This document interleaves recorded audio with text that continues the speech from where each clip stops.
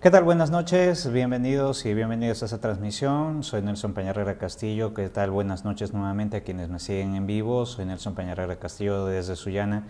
Estamos en una transmisión especial. A esta hora debería producirse el tercer ejercicio de simulación de lo que nos pasaría en caso de un escenario multipeligro. No es por nada, pero acabo de sentir una vibración ahora mismo acá. Ya son más de las 8 de la noche, 8 de la noche hora peruana. Estamos en vivo para quienes me siguen en vivo y en este momento está comenzando el tercer ejercicio de simulación, el tercer simulacro multipeligro a nivel nacional. Vamos a repasar básicamente qué sucede aquí en el departamento de Piura. Voy a estar siguiendo sus comentarios, también sus fotos, videos y también las cosas me pueden decir por chat y las vamos a leer en la medida en que me estén llegando a mi mesa de trabajo. Vamos a intentar aquí un detalle. Van a haber saltos en la transmisión. Van a haber saltos en la transmisión porque en este momento mucha gente está tratando de transmitir. Vamos a repasar cuáles son los escenarios de desastre básicamente o de peligro básicamente en el departamento de Piura. Por lo menos nosotros sí tenemos que convivir con dos escenarios de peligro. Uno de ellos definitivamente es el tema de lluvias. Vivimos en una zona en la que confluyen dos corrientes muy grandes a nivel mundial, la corriente fría de Humboldt y la corriente del Niño, la corriente ecuatorial, y una posee aguas frías, la de Humboldt, que viene desde la Antártida, y la del Niño o la corriente ecuatorial, que trae aguas cálidas y recorre todo el Océano Pacífico. Entonces, en ese escenario, cuando ambas corrientes chocan y predomina la de aguas cálidas, es cuando tenemos el periodo de lluvias que suele asolar principalmente a la costa del departamento de Piura. Pero el año pasado o este año hemos tenido lo opuesto, que el agua de mar se ha enfriado más de lo debido y esto habría provocado las lluvias que, por ejemplo, han afectado la zona de la sierra del departamento de Piura y casi toda la sierra del Perú. Entonces, ahí tenemos ya un escenario de peligro. ¿Cuál es el escenario de peligro? Son dos en realidad.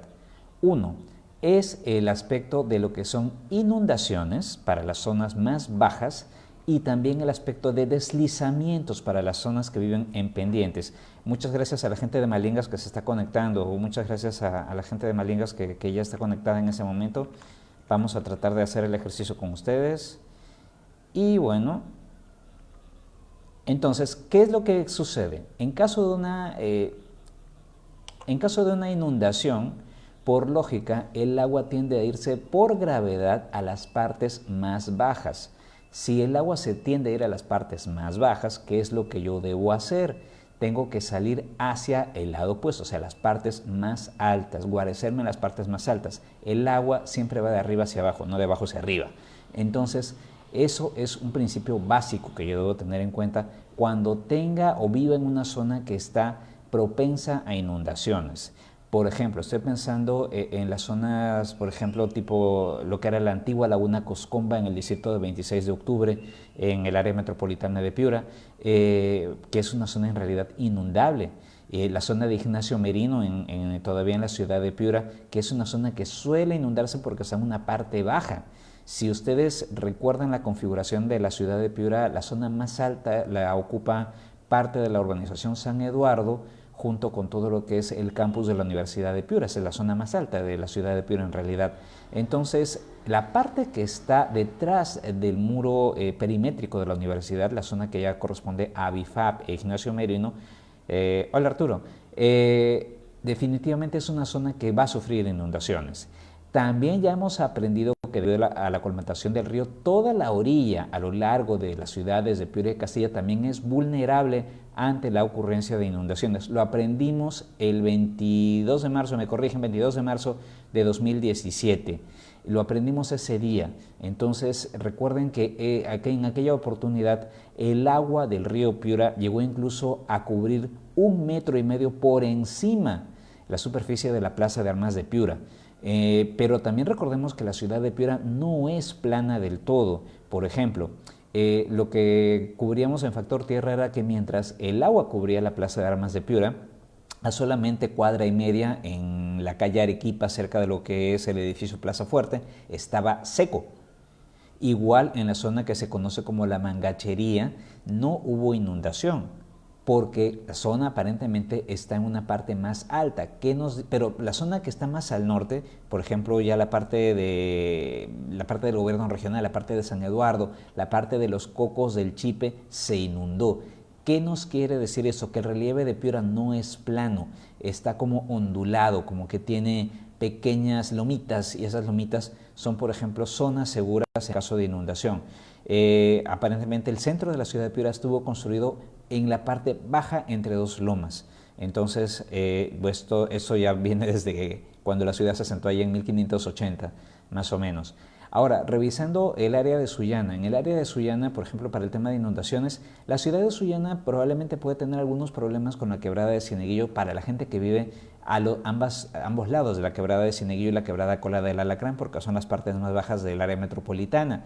Pero Sullana en realidad está construido en una especie de promontorio. Hola Miriam, ¿cómo estás? Miriam desde Malingas. Si se dan cuenta ustedes, Sullana está construido en un promontorio conformado por 3 colinas, entonces, y el río está muy por debajo de ese nivel. ¿A dónde se iría el río? Partes bajas. ¿Cuáles son las partes bajas? Número 1, Querecotillo. Número 2, Salitral. Número 3, Marcabelica. Toda la zona también, la parte baja de Ignacio Escudero, que colinda precisamente con el río Chira, y de ahí hacia el Bajo Chira, todos los distritos de La Huaca, Tamarindo, Amotape, El Arenal, me estoy olvidando de alguno, Pueblo Nuevo de Colambi, Chayal. Entonces, esas zonas también tendrían que estar constantemente preparadas para lo que sería una inundación. ¿Por qué? Porque tienen dos problemas. Uno es el río, pero recordemos que el río está represado aquí en Sullana. Entonces, si el río llega a tener demasiada capacidad de agua, esa agua hay que soltarla. Entonces, hay que estar preparados. No es la primera vez, en 2017 ya se habían lanzado alertas de posibles inundaciones. Menos mal no pasó a mayores. El suelo del Valle del Chira tiende a ser mucho más compacto respecto al Valle del Piura, que es más arenoso, tiende a ser más arenoso. Entonces, eso como que de alguna manera contiene el río. Pero no siempre vamos a tener buena suerte. Entonces, ese temita hay que verificarlo. ¿Qué sucede en la zona del cordón litoral? Allí no hay río. Hablo de la zona de Sechura, Paita y también la zona de... perdón, sí, me estoy olvidando. La zona de lo que es la provincia de Sechura, la parte adyacente al desierto de Sechura, es propensa a inundaciones. ¿Por qué? Por una simple razón, y se los voy a demostrar de esta manera. El río Piura baja de esta manera, perdonen que me estoy cubriendo la cara, el río Piura baja de esta manera y llega al desierto de Sechura que está aquí y lo empieza a inundar. ¿Cuál es el problema con el desierto de Sechura? Que el desierto de Sechura no está sobre el nivel del mar, sino que está 30 metros por debajo del nivel del mar. El mar es mi mano izquierda. Entonces, por lógica, el río primero va a repletar el desierto de Sechura para luego recién salir al mar. Entonces, es toda esa zona de lo que serán los distritos de Bernal, Cungará también, la zona de Sinchao, la zona también del distrito de Sechura son propensas a inundaciones. ¿Cuál es su plan de acción en esos casos? Catacaos también es una zona que el río Piura ha inundado durante 2017. Entonces, ¿qué se hace en eso? Curamori, sí, Curamori también. Curamori fue inundada en 2017. ¿Qué se hace en esos casos? ¿Cuál es su plan de acción? Vamos a la sierra.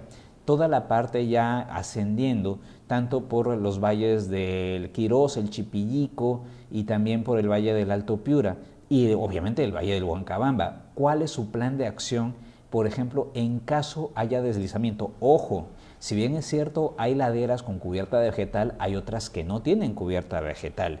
Entonces, ¿qué hacen con las laderas sin cubierta vegetal? Viene una lluvia y se lava todo ese lodo y ese lodo se precipita cuesta abajo. Ejemplo, Canchaque. Canchaque ya ha sufrido dos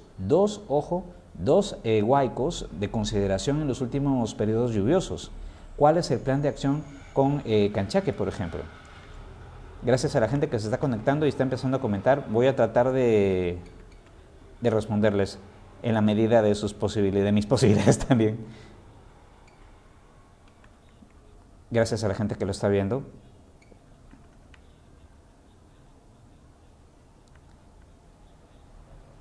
Sí, me había olvidado poner el comentario del video, sí, ahorita lo voy a poner, no se preocupen. Lo voy a poner en este momento.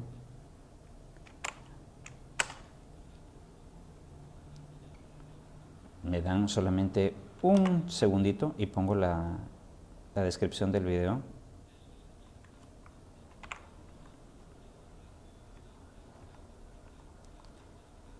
Esto sucede en vivo. Imagínense que yo también estoy haciendo el ejercicio de cómo les voy a cubrir la noticia en directo. Ya lo he hecho antes. ¿Recuerdan el día que hubo el sismo? El sismo del 6,1. En el 6,1, de que hubo aquí en Sullana, por ejemplo, ustedes recuerdan de que tuvimos el problemita de que tuvimos que transmitir de madrugada. Yo también estoy haciendo el ejercicio de cómo les voy a transmitir la información. Les decía, en la zona del cordón litoral,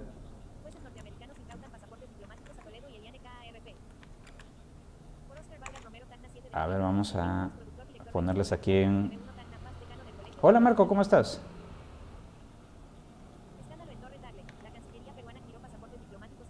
Lo voy a poner público para que todos lo puedan compartir. Listo, ya está público, ya lo pueden compartir. A ver, les decía, en el cordón litoral, ¿qué está pasando? ¿Qué pasaría? A ver, por ejemplo, la zona del tablazo de Talara, la zona del tablazo de Paita, no es que la zona sea compacta. En caso de una lluvia, esa zona, si no está muy bien cimentada, empieza a deslizarse por las quebradas que hay tanto a lo largo de la zona de Talara como también de la zona de Paita. Las ciudades de Talara y Paita tienen dos niveles, las zonas bajas y las zonas altas.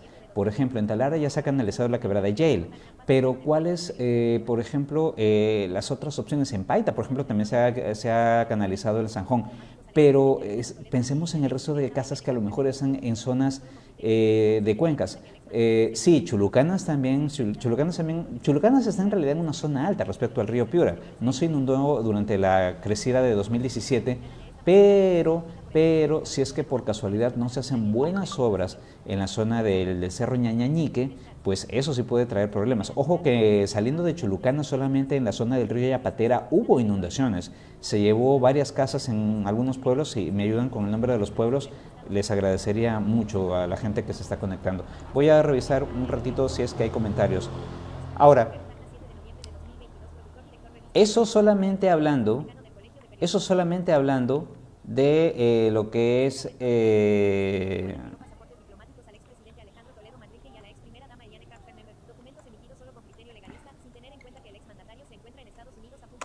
eso solamente hablando de lo que son lluvias e inundaciones. ¿Cuál es el otro desastre? El otro desastre que podemos enfrentar. Hola Cheche, ¿cómo estás? Cheche no está en Perú, el gran Cheche Prado, el gran estilista masculino Cheche Prado. No estás en Perú, Cheche, tú estás en Bogotá, DC, Colombia. Tú también deberías hacer el simulacro. Si nos acompañas también, tú estuviste viviendo en Lima, así que tú sabes cómo es el tema en Lima. Y esto me lleva al siguiente peligro, el tema de los sismos. Sismos. Y aquí sí ya nosotros tenemos ya experiencia con sismos desde el año pasado. Solamente hablando del área de Sullana, recordemos que hay una zona con alta sismicidad, o por lo menos con sismicidad regular, en un punto donde se encuentran los distritos de Miguel Checa, de Marcabelica y de Ignacio Escudero. Esa zona está presentando sismicidad en los últimos 18 meses. Y no sismicidad muy leve, sismicidad muy fuerte. Recordemos que hemos pasado por dos eventos 6,1 de magnitud, tanto en julio del año pasado como en octubre de este año. Entonces, ¿qué hacemos en caso de sismos? En caso de sismo, el sismo no te avisa. La inundación eventualmente te puede avisar, el sismo no te avisa. Hemos revisado cómo están las estructuras de nuestras casas, hemos revisado cómo está el tema de la cimentación, hemos identificado las zonas para guarecernos en caso de sismo. Por ejemplo, yo estoy tranquilo acá porque les cuento que básicamente ¿qué será? Unos 5 metros, no menos, un par de metros, 1,5 metros, tengo una viga antisísmica. O una viga sismo resistente, que es el nombre correcto. La viga sismo resistente lo que hace es soportar toda la estructura que tengo acá. Es todo un salón más o menos grande, unos 30 metros cuadrados. Hola Moisés, ¿cómo estás? Moisés se acaba de conectar. Moisés Vivenes. Pana, ¿cómo estás? Entonces, esa viga sismorresistente a mí me está ayudando a que soporte la vibración de toda la estructura que tengo aquí. Y yo estoy en un segundo piso en este momento, entonces, y esa viga, disculpen el audífono, esa viga se va hasta el primer piso y luego se incrusta en el suelo, y yo estoy sobre un suelo arenoso. Entonces, eso significa que cuando hay un sismo, yo siento el sismo de manera mucho más fuerte que la gente que vive sobre suelo pedregoso o sobre el suelo arcilloso, que esto suele suceder, por ejemplo, en el área metropolitana de Sullana tenemos diferentes tipos de suelo. Cuanto más al oeste nos vamos, el suelo tiende a ser más arenoso, pero cuanto más hacia el Alto Chira nos vamos, el suelo empieza a ser arcilloso, y en la zona del barrio norte, específicamente por las calles Galvez, Ugarteche, el suelo es pedregoso. Entonces, en esa zona, en caso de sismo, y eso explicaría por qué casas antiguas no se han venido abajo, eso explicaría, por ejemplo, por qué un suelo pedregoso puede resistir o absorber mejor la onda sísmica. El suelo arenoso no. El suelo arenoso lo que hace es transmitirla mucho más eficientemente, por eso cualquier estructura sobre el suelo arenoso está mucho más amenazada y expuesta que sobre el suelo arcilloso o suelo pedregoso. Por ejemplo, les cuento, la gente que vive en Malingas, gracias a la gente que me está acompañando desde Malingas, su zona, cuanto más cerca al cerro están, el terreno tiende a ser más pedregoso. Entonces, esa zona resiste mejor la sacudida de un temblor, de un sismo. Igual la zona, todas las zonas que tengan una configuración de piedra, por ejemplo, hay casas en el Cerro Santa Cruz, en Tambo Grande, en la ciudad de Tambo Grande, y esas casas han pasado todos los eventos sísmicos, tanto locales como los que nos han venido de otras regiones, y lo han resistido relativamente bien. ¿Por qué? Porque el suelo del Cerro Santa Cruz en Tambo Grande es básicamente piedra, es óxido de hierro, es piedra. Entonces, eso ha ayudado a que puedan absorber mejor la potencia, la intensidad o la onda sísmica. Finalmente, lo que sentimos del sismo, el remesón, es una onda de choque, es una vibración. Entonces, siempre consideren eso. Otros focos que tienen actividad, Máncora, toda la zona 11 kilómetros hacia adentro, mar adentro, y luego siguiendo una línea recta que penetra hacia el continente hasta llegar a un punto justo debajo del Parque Nacional Cerros de Amotape. Ahí también tenemos una zona que tiene mucha sismicidad, la zona de Quebrada Fernández específicamente. Otras zonas que tienen sismicidad, hubo una zona de sismicidad muy cerca de Chulucanas, no cerca de Chulucanas, en realidad entre los límites de Tambo Grande y Zapillica, que hace como 3 o 4 años, 5 años en realidad, que ya no presenta sismicidad, pero sí hay otro punto hacia el sur de Chulucanas, específicamente al sur del kilómetro 50, había otro punto hacia el suroeste de la ciudad de Huancabamba, para quienes nos siguen en Huancabamba, y hay un punto que de vez en cuando se activa en el distrito de Montero, en Ayabaca. Entonces, siempre, ¿por qué necesitamos saber esta información? Porque con esa información podemos erigir mejores estructuras que puedan resistir mejor, absorber mejor la onda de choque del sismo. ¿Y cómo sacamos esta información? ¿Cómo sacamos esta información? Simple. Recordemos que la información oficial sobre los sismos la da el Instituto Geofísico del Perú, el IGP. Entonces, toda esa información es pública. Lo que nosotros podemos hacer es tomar esa información, tratarla estadísticamente, y eso nos puede dar una idea de cuáles son las zonas que son más propensas a sismos. Y ojo, los reportes del IGP vienen con mapas y mapas GPS. Entonces el mapa GPS me permite ubicar con mucha mayor precisión dónde ocurrió el evento, y de esa manera yo puedo planificar. A ver, vamos a ver quiénes están por acá.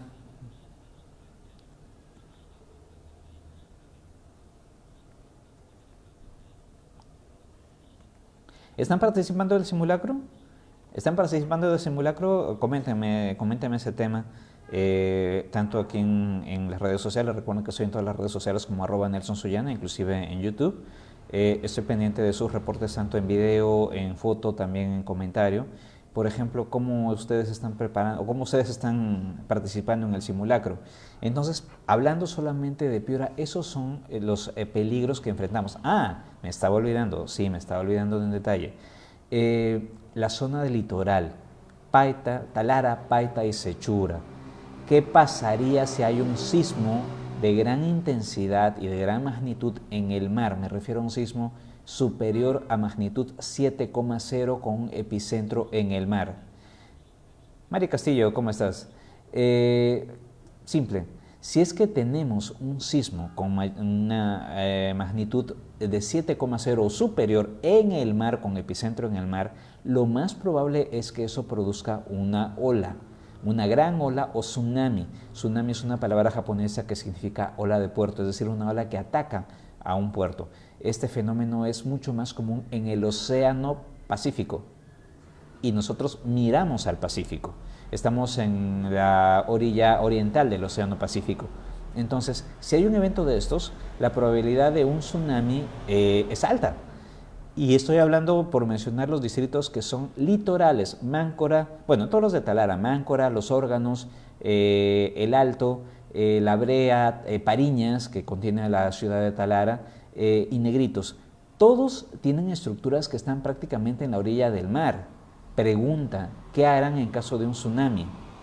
Los distritos de Vichayal, el distrito de Colán y el distrito de Paita.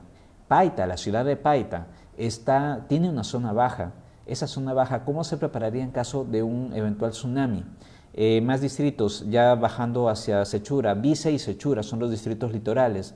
Si bien allí no hay poblaciones, por lo menos en Vice no hay poblaciones, sí las hay en el distrito de Sechura. A partir de Parachique hasta el sur hay poblaciones, hasta Bayóvar. ¿Cuáles son las medidas de contingencia en caso de un tsunami? Ojo que el tsunami usualmente son varios grupos de olas o trenes de olas que se producen cuando por compensación el agua se mueve porque algo pasó en el subsuelo que mueve una gran cantidad de líquido, y esa gran cantidad de líquido, si estamos en alta mar, no se siente, pero conforme esa cantidad de líquido se acerca a la costa, empieza a levantar una gran cantidad de agua y eso se precipita sobre la población, sobre los pueblos o sobre las orillas. Entonces, ¿qué se hace en esos casos? Miren que ya solamente, hablando de Piura, ya les estoy señalando 3 desastres, 3 peligros que enfrentamos de manera a gran escala. Para la gente que vive en la zona entre Arequipa, Moquegua y Tacna, ustedes tienen un peligro adicional, erupciones volcánicas. Y ojo que el área metropolitana de Arequipa está escalando el Misti. El Misti es un volcán y ha sido recatalogado en el año 2000 como un volcán activo. ¿Qué quiere decir? Que hay actividad bajo la tierra que en algún momento podría emerger hacia superficie. Ojo que el volcán Misti no está dormido, ya presentó, no tiene actividad quizás desde el siglo XVI, me refiero a erupciones, pero alrededor de Arequipa sí hay volcanes que tienen actividad. Sabancaya en la provincia de Caylloma, también tienen el Ubinas en la provincia de Sánchez Cerro en el departamento de Moquegua, y toda esa zona, todo el arco volcánico del sur, de vez en cuando presenta actividad. Los volcanes no están dormidos del todo, por lo menos en la zona sur. ¿Por qué? Porque es la zona de contacto de la placa de Nazca.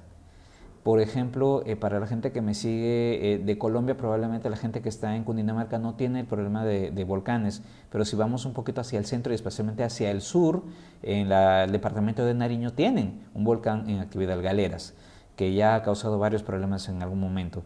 Entonces, si ustedes se dan cuenta, estamos, por lo menos en Perú, tratando de evaluar el tema de lo que son los peligros. Sí, en la selva también, por ejemplo, hay inundaciones. De hecho, en la selva peruana las inundaciones son frecuentes, pero también cómo se previene en esos casos, especialmente cuando llueve mucho en la parte de Huánuco y la parte alta de Ucayali, Loreto, San Martín, cargan el río y obviamente eso también incrementa el caudal de los ríos Marañón y Ucayali, que dan origen al río Amazonas en el departamento de Loreto.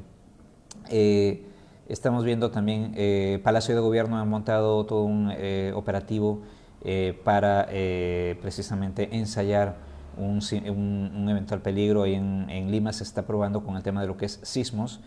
No tengo información de otras localidades, pero por lo menos Lima, eso es lo que se está reportando.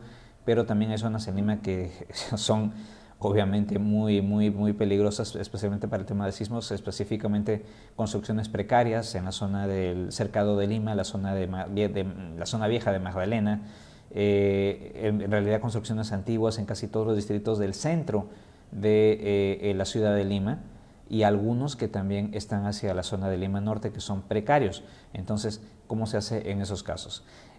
Así que por lo menos ya tienen una idea de cuáles son los peligros. ¿Qué hacer en esos casos? ¿Qué hacer si en el caso de un tsunami? Si se me estaba pasando qué hacer en caso de un tsunami. En el caso de un tsunami, lo que tienen que hacer es obviamente correr de inmediato a una parte alta. Fíjense que lo que dicen los científicos es que entre que se produjo el sismo hasta que llega la ola suele haber una distancia o un lapso de 13 minutos. 13 minutos son más que suficientes para que tú organices una evacuación a una parte alta. Y para buena suerte de las provincias de Talara y Paita, tienen la zona del Tablazo, que es relativamente alta, son como 50 metros por encima del nivel del mar. Entonces es un buen lugar para guarecerse. El tema es cómo ustedes hacen sus rutas de evacuación. Las tienen ya señaladas, perdonen por el perro, las tienen ya señaladas, entonces eso tienen que considerar. Caso de sismos, me estaba olvidando también qué hacer en caso de sismo. Bueno, en caso de sismo ya sabes de que debes tener también tu protocolo de evacuación. Una medida que también está funcionando en otros lugares son los círculos de vida. Son círculos que se pintan a mitad de la calle, en una zona donde no haya ni cables eléctricos ni tampoco postes, donde toda la gente se pueda reunir en ese lugar, y de ese modo, si es que se caen las comunicaciones, todos sabemos quién está allí, sabemos qué vecinos se reúnen en ese círculo, y si falta uno, entonces recién se planea buscarlo.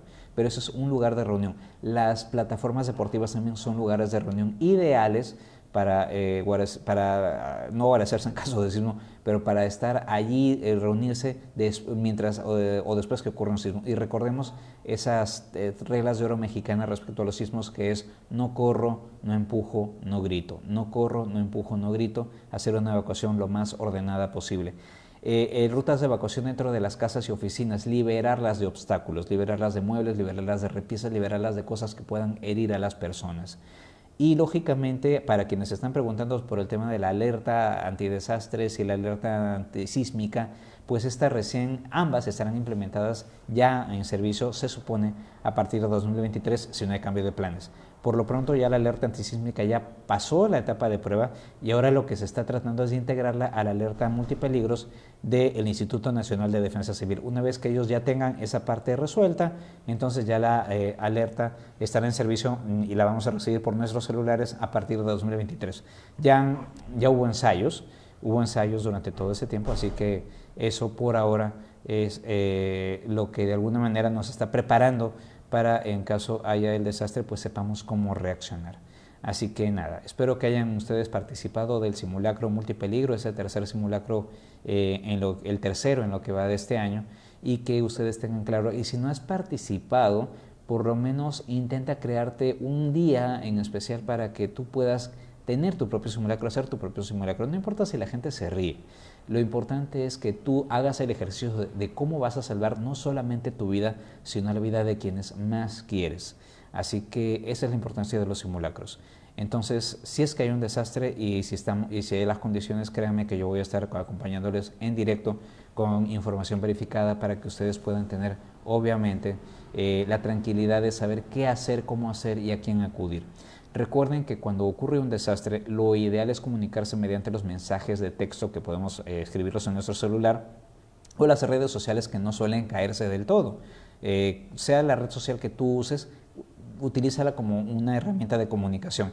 No uses el teléfono, no uses la línea telefónica, porque es lo primero que colapsa en caso de desastres. Si no tienes una radio a pilas, trata de tener una radio a pilas para que puedas seguir instrucciones de las autoridades y lógicamente identifica las emisoras, estaciones de radio que provean o proporcionan información verificada. Entonces eso también hay que tratar de agenciarse de un radito a pilas, radio FM o AM. Lo que también estamos pidiendo a las operadoras celulares es que no eliminen la función de radio FM en los teléfonos celulares, por lo menos el mío no la tiene. Entonces, ¿por qué? Porque de ese modo, en caso de un desastre, se puede caer el celular, se puede caer las redes sociales, pero lo que nunca se cae es la radio. Entonces, la radio es importante en esos casos. También es importante que, si la gente no lo sabe, los radioaficionados, que no necesariamente son emisoras de radio, los radioaficionados también salvan vidas. Existe el Radio Club Peruano.